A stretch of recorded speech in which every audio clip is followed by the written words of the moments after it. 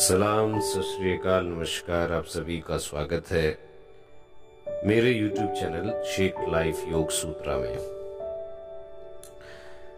आजकल जो मिथ बना हुआ है कि आपका जैसे ही यूरिक एसिड लेवल ज़्यादा होने लगता है तो काफ़ी हद तक लोग बिना सोचे समझे अपने प्रोटीन्स को स्टॉप कर देते हैं और कहते हैं कि दालों से हो सकता है कि यूरिक एसिड बढ़ रहा है या प्रोटीन जो है मुझे कुछ कम कर देना चाहिए।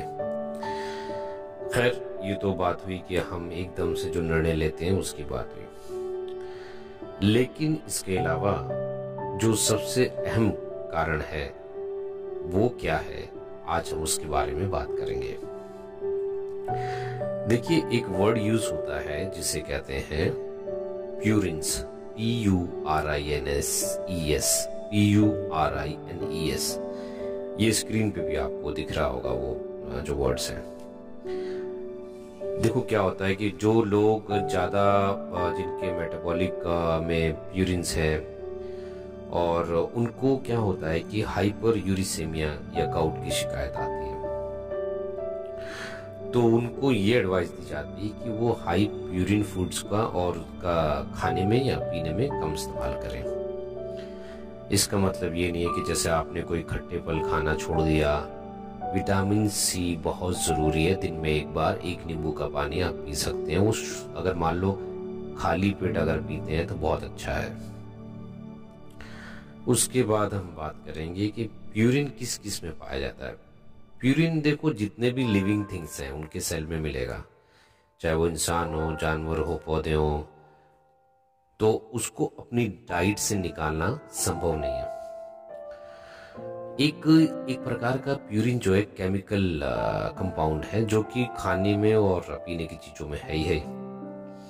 अब ये क्या करता है कि ये नर्वस सिस्टम में हेल्प करता है। ये जस्ट लाइक इसका जो केमिस्ट्री जो नेम है वो जस्ट लाइक कैफीन की तरह ही इसका केमिकल बाउंड बना होता है, तो ये स्टिमुलेट करता है। तो यूरिक एसिड कई बार शरीर के लिए अच्छा ही होता है, वो आपको स्ट्रेंथ देता है, नर्वस सिस्टम के लिए अच्छा है। और आपके शरीर में यदि आयरन की मात्रा ज्यादा बढ़ी हुई है तो वो आयरन को कम करता है। यदि आपके शरीर में आयरन की मात्रा ज्यादा हो जाए तो आपको यूरिक एसिड की समस्या बढ़ सकती है।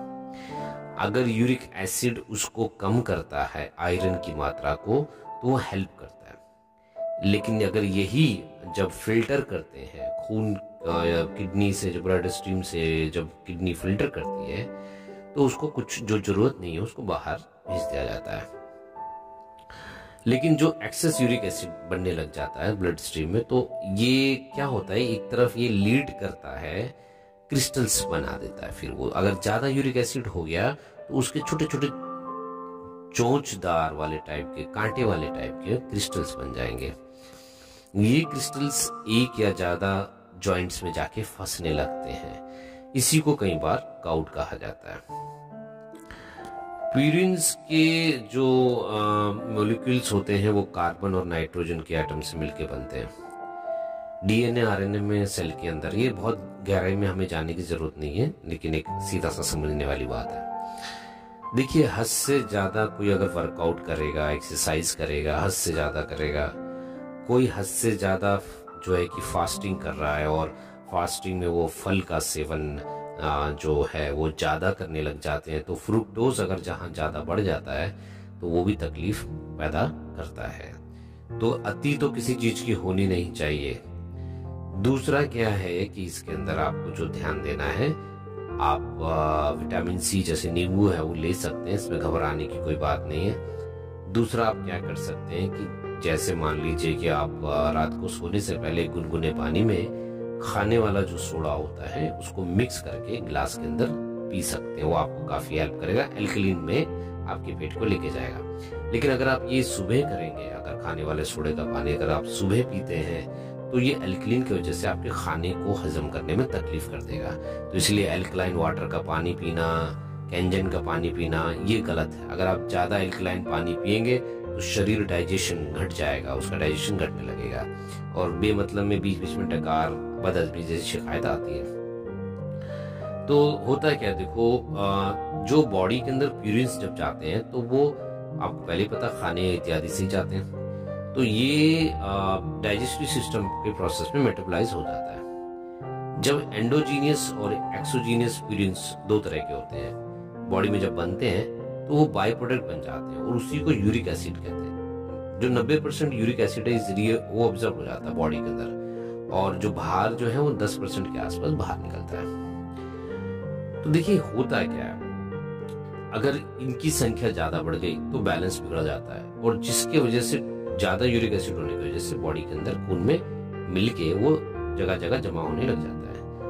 अब इसका जो सोल्यूशन है वो क्या है, मैं पहले ही आपसे कह रहा हूँ कि ज्यादा फ्रूट्स का, फ्रुक्टोज का सेवन करना, ज्यादा मीठा खाने के पीछे भागना, मिठाई के पीछे भागने लग जाते हैं, तो वो भी आपके जॉइंट्स के अंदर यूरिक एसिड की संख्या को ज्यादा बढ़ा देता है। अब ऐसा है कि कोई प्रोटीन बंद करने के लिए कहते हैं और कोई कहते हैं दालें मत खाओ और ये ऐसी चीजें छोड़ दें, ऐसा नहीं है। आपको इस चीज का ध्यान रखना है कि आप किसी भी चीज को थोड़ा सा उसकी अति मत होने दीजिए, इसका आपको ध्यान रखना है। और जो अवॉइड करने वाली चीजें, वैसे तो नॉर्मली चीनी जैसे शुगरी फ्रूट्स है, या कोका कोला है पी रहे हैं, कोक वगैरह पी रहे हैं, कोल्ड ड्रिंक्स है, तो जिसमें ज़्यादा फ्रूक्टोज हो वो उसका ध्यान रखना पड़ेगा, और सोडा वगैरह और सी फूड, मछली वगैरह थोड़ा ध्यान रखना चाहिए। और बाकी नॉनवेज तो कम ही लेना चाहिए मेरे हिसाब से, लेकिन धीरे धीरे करके इन चीज़ों को कम करें, अल्कोहल इत्यादि का सेवन ना करें। देखिए हेल्दी डाइट तो हर कोई बोलेगा, लेकिन मैं कहता हूँ कि अगर आप ज़्यादा वर्कआउट कर रहे हैं, ज़्यादा एक्सरसाइज कर रहे हैं, ज़्यादा वॉक करते हैं, ज़्यादा चलते हैं, ज़्यादा फ्रूट्स खाते हैं, ज़्यादा नट्स खाते हैं, वेजिटेबल भी ज़्यादा खाने लगेंगे, तो ये तकलीफ बढ़ जाएगी आपकी। चीज़ों को सीमित दायरे में लेके आना है। बाकी तो मैंने सॉल्यूशंस, अगर मैंने जैसे आपको बताया है, इससे कमर का दर्द, गर्दन का दर्द, ये ना मतलब अपनी जगह देखता है और उस जगह को देख के वहां जाके ये यूरिक एसिड जमना शुरू हो जाता है। वो गर्दन है, कमर है, या फिर आपका हाथ है या पैरों की उंगलियां हैं, वहां पे ये तकलीफ देता है। तो देखिए अभी ऐसा है कि अब इसमें क्या किया जाए, सोल्यूशन क्या किया जाए। तो इसमें जो आपके सामने आप जो देख रहे हैं एक फोटोग्राफ्स में, जिसमें कि आप ये देख सकते हैं कि आप अपने पोटेशियम लेवल को बढ़ा सकते हैं, दिन में एक बार सेब ले सकते हैं, और दलिया का सेवन, और एलोवेरा जूस है, नींबू का रस है, और चेरी कहते हैं ना, चेरी, वो चेरी भी आप खा सकते हैं। सहतूत है या चेरी टाइप की जो चीजें होती है वो आपको दिख रही होंगी।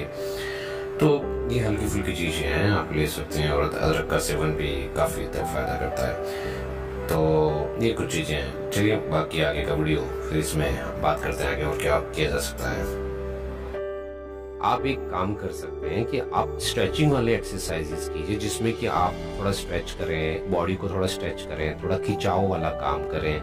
ज्यादा वॉकिंग करना, ज्यादा चलना, भागना, दौड़ना, इससे तकलीफ बढ़ेगी आपको। कभी कभी ये पेन किसी को रात के टाइम आता है, किसी को सुबह आता है, लेकिन चलते फिरते काम करते करते ये पेन भी धीरे धीरे कम होने लग जाता है। अब इसके अंदर आप प्राणायाम, अनुलोम विलोम कर सकते हैं, बहुत ही अच्छा लाभ करेगा। कपाल भाती भी बहुत अच्छा है।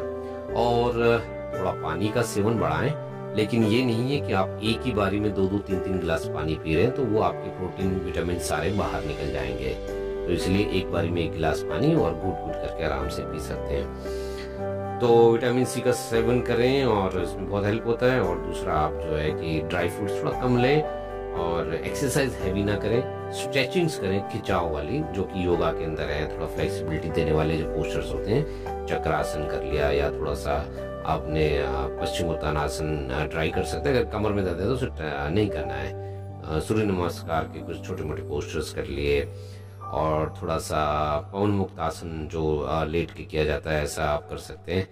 तो अगर आपने टाइम पे इसको ध्यान नहीं दिया तो दूसरे भी समस्याएं इससे जुड़ी, आर्थराइटिस की जो समस्याएं वो आ जाती हैं।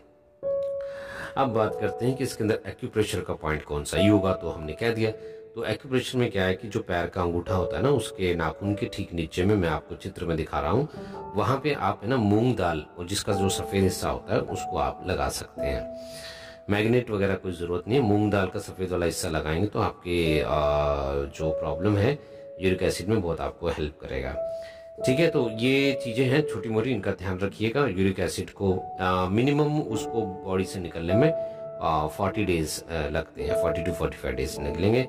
और जैसे आप पानी की मात्रा को बढ़ाएंगे तो वो पानी से फ्लश आउट होकर जो एक्सेस है वो बाहर आने लगेगा। तो बस इसी चीज़ का ध्यान रखिएगा कि ज़्यादा इस तरह की तकलीफ ना हो। अगर ड्राई फ्रूट लेना है तो अखरोट को जो है रात के टाइम भिगो दीजिए और ड्राई फ्रूट में सिर्फ अखरोट लीजिए और उसको सुबह छिलका निकाल के खा सकते हैं।